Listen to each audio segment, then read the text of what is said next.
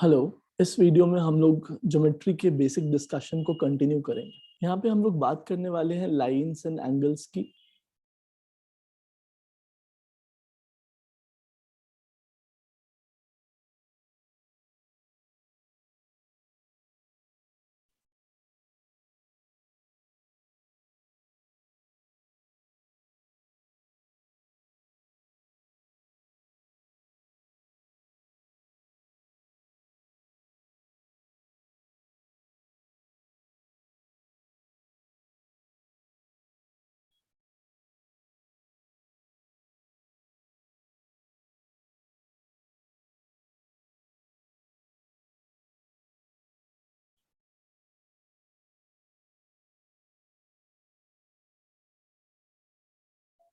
सबसे पहले अगर मैं दो लाइंस को यूज करके एक एंगल बनाता हूँ और वो एंगल अगर 90 डिग्री से कम होता है then that angle is called acute angle, और अगर 90 डिग्री से ज्यादा होता है तो उस एंगल को हम लोग ऑब्ट्यूज एंगल कहते हैं।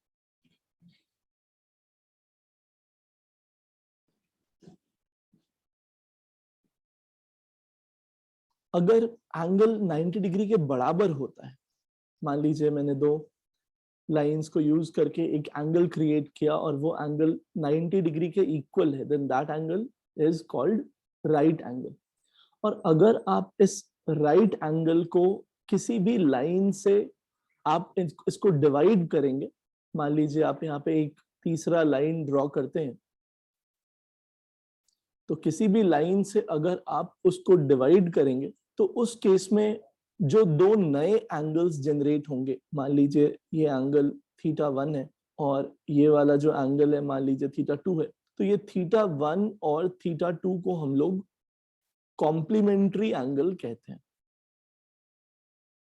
इनको हम लोग कॉम्प्लीमेंट्री एंगल कहते हैं, θ1 और θ2 को। अगर मान लीजिए एक स्ट्रेट लाइन है तो इस पे जो एंगल है यहाँ पे, दिस एंगल इज 180 डिग्री, और अगर मैं किसी तीसरे लाइन के हेल्प से इसको दो पार्ट में डिवाइड करता हूं तो उसके बाद जो एंगल्स जनरेट होंगे, ये जो θ1 और θ2 जनरेट हुआ, these two angles will be called supplementary angle। इनको सप्लीमेंट्री एंगल कहते हैं।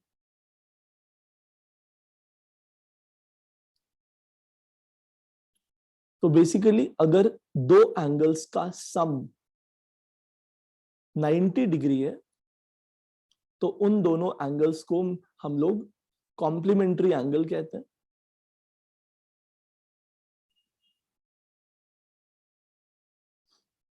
और अगर दो एंगल्स का सम 180 डिग्री है तो उन दो एंगल्स को हम लोग सप्लीमेंट्री एंगल कहते हैं।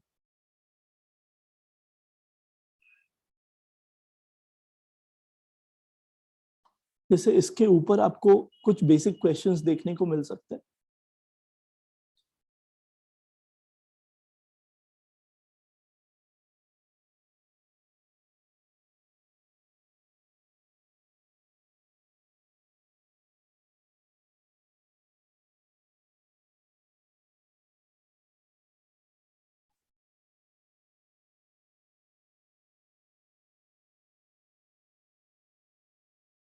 Find the angle which is 2/3 of its supplementary angle। तो आपको पता है सप्लीमेंट्री एंगल किसको कहते हैं? जब दो एंगल्स का सम 180 डिग्री हो। और यहाँ पे एक और चीज कह रखा है कि आपका जो एंगल है वो अपने सप्लीमेंट्री एंगल का 2/3 है। तो इसमें मैं मान लो अगर अज्यूम कर लूं कि θ1 और θ2 सप्लीमेंट्री एंगल है, और मैं अज्यूम कर लेता हूं कि θ1 इज 2/3 ऑफ θ2, तो अगर इस चीज को मैं यहाँ रिप्लेस कर दूं तो ये हो जाएगा 2/3 ऑफ θ2 प्लस θ2 इज 180, और यहाँ से 5/3 θ2 इज 180 डिग्री, और यहाँ से θ2 इज, यहाँ से आप ये 36 टाइम्स में डिवाइड कर सकते हैं और ये आ जाएगा 108 डिग्री। लेकिन आपको वो एंगल निकालने बोला है जो अपने सप्लीमेंट्री एंगल का 2/3 हो। मतलब आपसे क्वेश्चन में θ1 पूछा गया है तो थीटा 1 हो जाएगा 2/3 ऑफ 108 डिग्री, और ये आप निकालोगे तो 72 आ जाएगा। अगर किसी लाइन का आप एक पार्ट कंसिडर करेंगे, मान लीजिए आपके पास एक ऐसा चीज है जो दोनों साइड में इनफाइनाइटली कंटिन्यू हो रहा है, अगर आपके पास कोई ऐसा चीज है जो दोनों साइड में इनफाइनाइटली कंटिन्यू हो रहा है, तो आप इसको लाइन कहते हैं, which continues infinitely on both sides.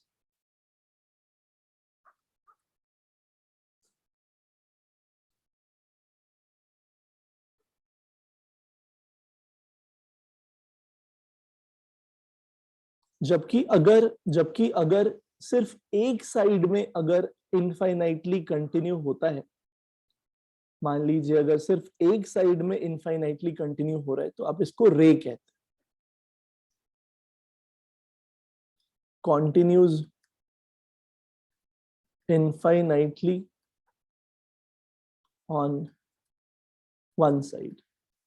और अगर दोनों ही साइड में इनफाइनाइटली कंटिन्यू नहीं हो रहा, तो उसको आप लाइन सेगमेंट कहते हैं,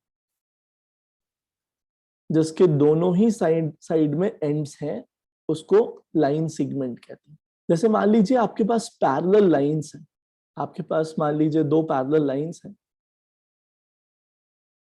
और आपने उस पे एक ट्रांसवर्सल ड्रॉ किया, एक ऐसा लाइन जो इन दोनों लाइंस को कट करता हो, तो यहाँ पे आपको 8 एंगल्स क्रिएट होते हुए दिखाई देंगे।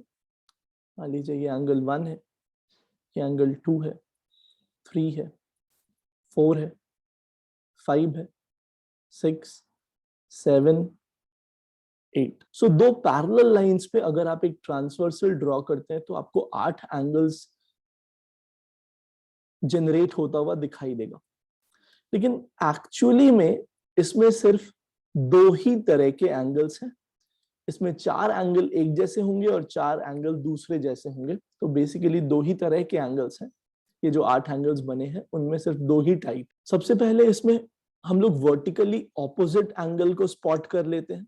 आपको मैंने पहले वाले वीडियो में बताया था कि ये जो एंगल 1 है और ये जो एंगल 3 है, ये वर्टिकली ऑपोजिट एंगल है।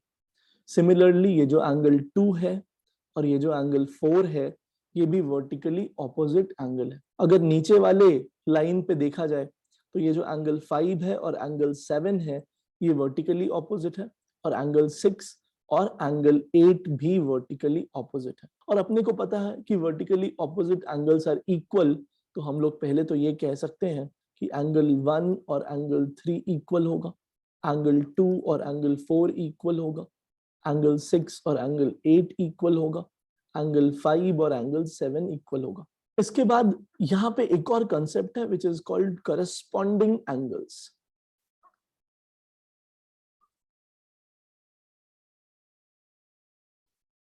अगर दो पैरेलल लाइन, यहाँ पे ये चीज बहुत इंपॉर्टेंट है कि जब ट्रांसवर्सल आप ड्रॉ कर रहे हो, तो लाइंस अगर पैरेलल हैं तभी आप करस्पॉन्डिंग एंगल की बात कर सकते हो। तो अगर ये पैरेलल लाइंस हैं, सपोज मैं ये मेंशन कर दे रहा हूँ कि ये ए बी और ये C D, these are parallel lines.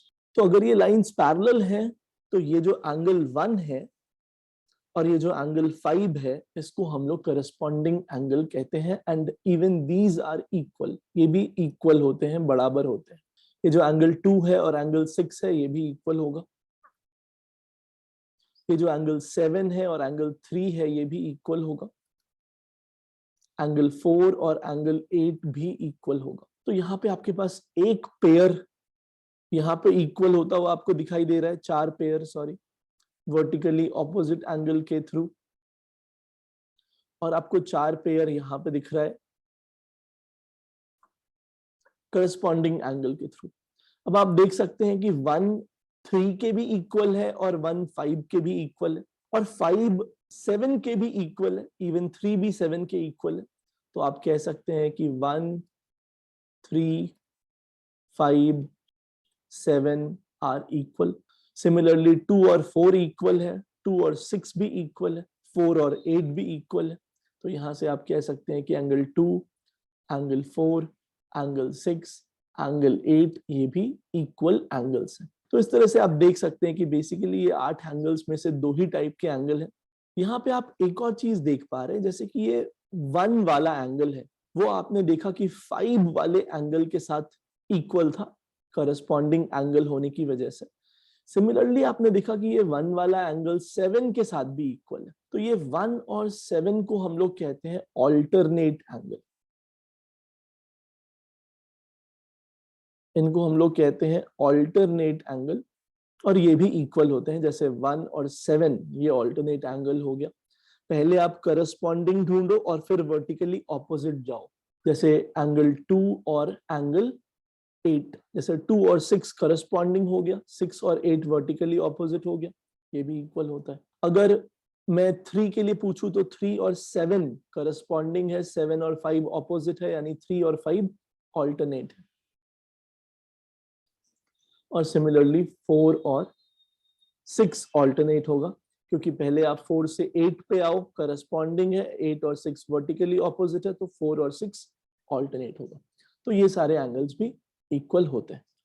यहाँ पे फिर से एक इजी क्वेश्चन, सिमिलर क्वेश्चन है, find the angle whose complement is 1/4 of it.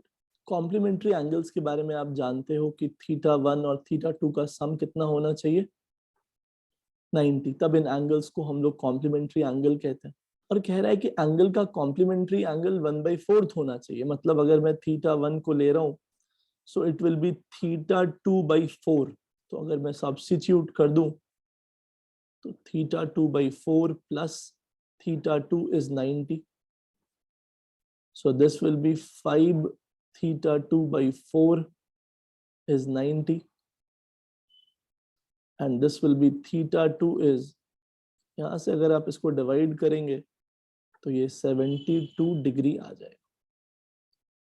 तो ये जो θ2 है, ये आपका बड़ा वाला एंगल है। आपको वो एंगल पूछ रहा है जो अपने कॉम्प्लीमेंट्री एंगल का 1/4 हो। आपसे θ1 पूछ रहा है, तो यहाँ से θ1 आपको पता है दोनों का सम 90 होना चाहिए, तो ये 18 डिग्री आ जाएगा। इस क्वेश्चन में आपको ये बताना है कि इसमें से कितने स्टेटमेंट्स फॉल्स हैं। पहला स्टेटमेंट देखते हैं, a प्लस एच इज 180 डिग्री। सबसे पहले मुझे पता है कि a और e ऑल्टरनेट एंगल्स हैं and they are equal. Angle a और एंगल e इक्वल है। और मुझे ये भी पता है कि एंगल e और एंगल h का सम 180 होगा, क्योंकि ये दोनों एंगल्स E और H सेम लाइन पे लाई कर रहे हैं। आपको पता है एक लाइन पे जो एंगल्स लाई करते हैं उनका सम 180 होता है। तो ये जो ये लाइन आपको दिख रहा है, इसी पे ये E और H दोनों लाई कर रहा है। तो बेसिकली सेम लाइन पे लाई करने की वजह से इनका सम भी 180 होगा। तो आप यहाँ से कह सकते हैं कि एंगल A और एंगल H का सम 180 है, यानी ये स्टेटमेंट ट्रू है। इसके बाद दूसरे स्टेटमेंट की बात करते हैं, d प्लस जी इज 180। अगर d की बात करूं तो d और h इक्वल एंगल्स हैं।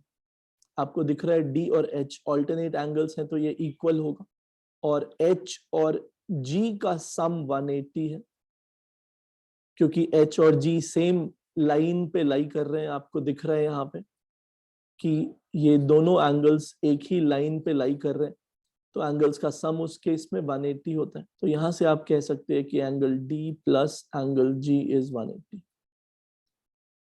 तो ये दूसरा वाला स्टेटमेंट भी ट्रू है। B और H इक्वल है। आपको यहाँ पे ये पता है कि B और F इक्वल होगा। F और H वर्टिकली ऑपोजिट है, यानी B और H भी इक्वल होगा। B is equal to F, F is equal to H, so B is equal to H, यानी ये स्टेटमेंट भी ट्रू है। G और D इक्वल है। अगर मैं G और D की बात करूं तो G और C इक्वल है, लेकिन C और D इक्वल नहीं है, यानी G और D भी इक्वल नहीं होगा, ये फॉल्स है। B और E का सम 180 है। B और F इक्वल है, F और E का सम 180 है, यानी B और E का सम 180 है। B is equal to F and F plus E is 180. F and E का सम is 180, B and F is equal, so we can rather say that B और E का sum is 180. B और E का sum is 180. So this is also true. AFCH is 360. एक बार आपको कह रहा है एंगल A ले लो, फिर आप कह रहा है F ले लो, H ले लो और C ले लो, इनका सम आपको बोल रहा है। आप यहाँ पे देख सकते हो कि एंगल A और C इक्वल है, F और H इक्वल है, C और G इक्वल है, ऑल्टरनेट एंगल्स है, G और H 180 है, यानी पहले तो C और H 180 हो गया। अब बस अपने को ये देखना है कि कहीं A और F भी तो 180 नहीं हो रहा, क्योंकि अगर ऐसा हो गया तो ये स्टेटमेंट ट्रू हो जाएगा। अब आप A पे फोकस करोगे, A और E इक्वल है, E और F 180 है, E और F 180 है, A और E इक्वल है, तो आप यहां से कह सकते हो कि एंगल A और F का सम 180। तो आप सोचो अगर AF 180 हो गया, CH 180 हो गया, तो इनको ऐड करके टोटल यहाँ पे 360 आ जाएगा, कोई प्रॉब्लम नहीं है। सो ये स्टेटमेंट भी ट्रू है। सो बेसिकली 6 में से 5 स्टेटमेंट ट्रू। इस वीडियो में इतना ही, इसके आगे हम लोग नेक्स्ट वीडियो में कंटिन्यू करेंगे।